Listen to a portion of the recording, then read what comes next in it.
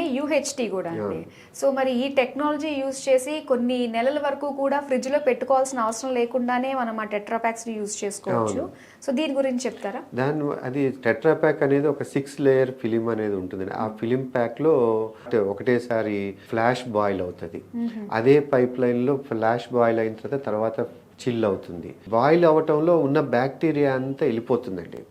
ఆ బ్యాక్టీరియా వెళ్ళిపోయిన తర్వాత మీరు ప్యాకింగ్ చేయటం వల్ల అది నిల్వ ఉంటుంది. ఎప్పుడైతే బ్యాక్టీరియా లేదో ఆటోమేటిక్గా నిల్వ ఉండటానికి అవకాశం ఉంది. ఆ ప్యాకింగ్లోకి వెళ్ళిన తర్వాత నిల్వ ఉండటానికి అది ఆ ప్యాకింగ్ సపోర్ట్ చేస్తుంది. ఆ పాలను మనం ఇంకా బాయిల్ చేయాల్సిన అవసరం కూడా లేదు.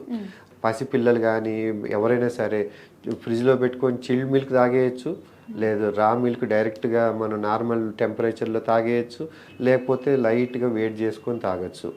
అందుకని మీరు చాలామంది ఈ టూర్లలో పిల్లలు వెళ్ళేటప్పుడు ట్రావెల్ చేసేటప్పుడు వాళ్ళు చిన్న చిన్న 100 ml ప్యాకెట్స్ 180 ml ప్యాకెట్స్ పెట్టుకుంటారు. జస్ట్ కట్ చేస్తారు, పుప్సి బాటిల్లో పోసేసి డైరెక్ట్గా తాగిచ్చేస్తుంటారు. నో షుగర్ యాడ్ చేయాల్సిన అవసరం లేదు, ఏం లేదు. ఆ పాలు అంత స్వీట్నెస్ కూడా ఉంటాయి.